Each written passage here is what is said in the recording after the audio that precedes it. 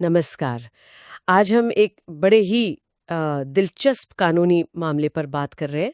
सोचिए, एक जोड़ा है, शादी का सर्टिफिकेट ले लेता है बाकायदा, पर बाद में खुद ही सुप्रीम कोर्ट पहुंच जाता है कहने कह रहे हमारी शादी तो कभी हुई नहीं। जी बिल्कुल। हमारे सामने सुप्रीम कोर्ट का 19 अप्रैल 2024 का एक फैसला है, डोली रानी बनाम मनीष कुमार चंचल।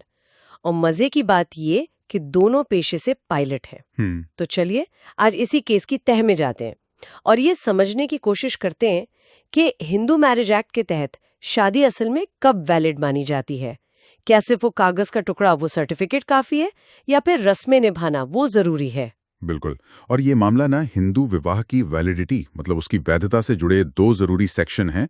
धारा 7 जो रस्मों की बात करती है और धारा 8 जो रजिस्ट्रेशन से जुड़ी हैं, उनके बीच का जो रिश्ता है उसको बिल्कुल साफ करता है। अच्छा, तो हुआ क्या था इस केस में, मतलब कहानी क्या थी? हुआ ये कि डॉली और मनीष इन्होंने जुलाई 2021 में पहले एक संस्था से और फिर यूपी सरकार के जो विवाह पंजीकरण नियम है उनके तहत मैरिज सर्टिफिकेट हासिल कर लिए।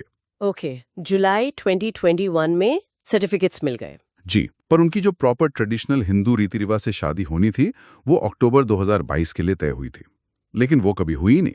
अच्छा, शादी हुई नहीं? नहीं, और शादी की उस तय तारीख से पहले ही दोनों के बीच काफी अनबन हो गई। बात इतनी बड़ी कि पत्नी ने पति और उनके परिवार पर दहेज प्रताड़ना का आरोप लगाते हुए एफआईआर दर्ज करा दी।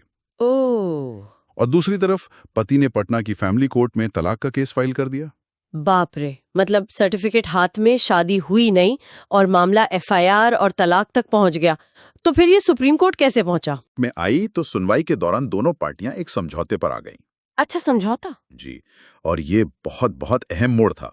उन्होंने कोर्ट के सामने ये माना, एडमिट किया कि उनके बीच हिंदू कानून के तहत जो जरूरी रस्में होती हैं, जैसे सप्तपदी मतलब 7 फेरे, हाँ, 7 फेरे, वो कभी हुए ही नहीं थे। अरे, मतलब दोनों ने मान लिया कि ट्रेडिशनल शादी, रस्मों वाली शादी, वो तो हुई ही नहीं थी, सर्टिफिकेट भले ही था। जी हाँ, बिल्कुल। और इसी बात को आधार बनाकर उन्होंने संविधान के आर्टिकल 142 के तहत सुप्रीम कोर्ट से गुहार लगाई। आर्टिकल 142 ये क्या है? ये आर्टिकल सुप्रीम कोर्ट को एक खास पावर देता है, कंप्लीट जस्टिस यानी पूर्ण न्याय करने के लिए।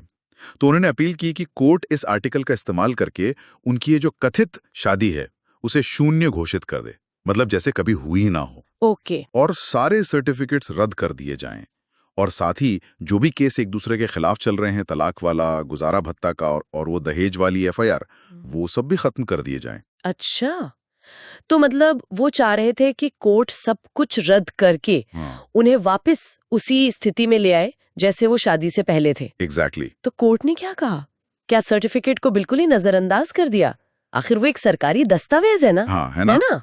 यहीं पर कोर्ट की व्याख्या बहुत महत्वपूर्ण हो जाती है।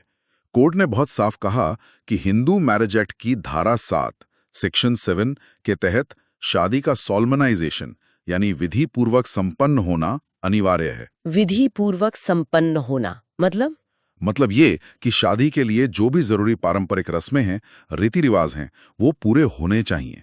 अगर ये धारा 7 की शर्त पूरी नहीं हुई, मतलब रस्में हुई नहीं, तो फिर भले ही धारा 8 के तहत रजिस्ट्रेशन सर्टिफिकेट मिल गया हो, वो शादी माने नहीं होगी। ओह, तो मतलब असली चीज धारा 7 है, रस्में। धारा 8 यानी रजिस्ट्रेशन, वो बाद में आता है, सिर्फ उस शादी का सबूत देने के लिए जो पहले ही हो चुकी है। बिल्कुल सही पकड़ा आपने। कोर्ट के अनुसार धारा 8 का रजिस्ट्रेशन सिर्फ एक पहले से विधि पूर्वक संपन्न हो चुकी शादी का सबूत देता है। अगर धारा 7 के हिसाब से शादी हुई ही नहीं, तो धारा 8 का रजिस्ट्रेशन उसे वैलिड नहीं बना सकता।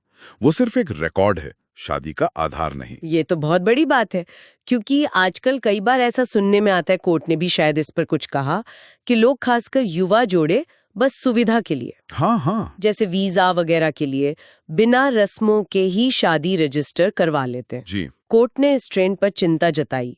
उन्होंने जोर दिया कि हिंदू विवाह सिर्फ एक सोशल इवेंट या लीगल फॉर्मेलिटी नहीं है, ये एक संस्कार है। संस्कार, हाँ, एक पवित्र बंधन। और सिर्फ रजिस्ट्रेशन करवा लेना बिना रस्मों के, ये इस संस्था की गरिमा को, उसके महत्व को कम करता है। कोर्ट ने साफ कहा कि ऐसी प्रैक्टिसेस को बढ़ावा नहीं देना चाहिए, क्योंकि ये विवाह के मूल उद्देश्य के खिलाफ जाता है। तो अंत में कोर्ट ने क्या फैसला दिया? उस अनुच्छेद 142 का इस्तेमाल करके। कोर्ट ने अपनी विशेष शक्तियों का इस्तेमाल किया और घोषित किया कि डॉली रानी और मनीष कुमार चंचल के बीच कभी कोई मान्य हिंदू विवाह हुआ ही नहीं था। वजह, क्योंकि धारा 7 की अनिवार्य शर्तें यानी रस्में पूरी नहीं हुई थीं। तो वो सर्टिफिकेट्स का क्या हुआ? वो दोनों सर्टिफिकेट्स जो एक संस्था ने दिया था और जो यूपी सरकार ने रद्द कर दिए गए, और साथ ही उनके बीच के सारे लीगल केस, पटना वाला तलाक केस, रांची में मेंटेनेंस का मामला और वो दहेज वाली एफआईआर, सब खारिज, सब खत्म। वाह, मतलब कोर्ट ने माना कि जब शादी ही नहीं हुई तो फिर तलाक, गुजारा भत्ता या दहेज का सवाल ही नहीं उठता। बिल्कुल, मामला वहीं खत्म हो गया जहां से शुरू होना चाहिए था, कि कोई मान्य विवाह था ही नहीं। तो इस पूरी चर्चा का, इस केस का सार क्या निकलता है? निचोड़ क्या है? निचोड़ यह है कि हिंदू विवाह कानून में शादी की बुनियाद धारा 7 है, पारंपरिक रस्मों का विधिपूर्वक निभाया जाना।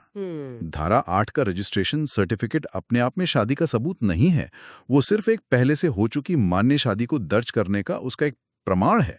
तो रस्म में पहले, रजिस्ट्रेशन बाद में, और अगर रस्म नहीं तो रजिस्ट्रेशन भी शादी को वैध नहीं बना सकता। एकदम सही। यह फैसला उन सब के लिए एक तरह की चेतावनी भी है और एक सबक भी, जो शादी की कानूनी प्रक्रिया को सिर्फ एक कागजी कार्रवाई समझते हैं, खासकर रस्मों के बिना। ये विवाह की पवित्रता और कानूनी जरूरत दोनों पर जोर देता है। और यहाँ एक सवाल सोचने के लिए रह जाता है ना, हमारे समाज में जहाँ कई बार लोग चाहे शहरी माहौल में हो या किसी प्रैक्टिकल वजह से सिर्फ रजिस्ट्रेशन करवा लेते हैं और शायद उसे ही शादी मान लेते हैं, पारंपरिक रस्मों से पहले या उनके बिना भी। तो ये फैसला जो कानूनी सच्चाई बता रहा है और जो सामाजिक धारणा है, उसके बीच के फर्क को कितना दिखाता है, इस पर जरूर सोचना चाहिए। बिल्कुल, ये एक अहम सवाल है जिस पर समाज को भी विचार करने की जरूरत है।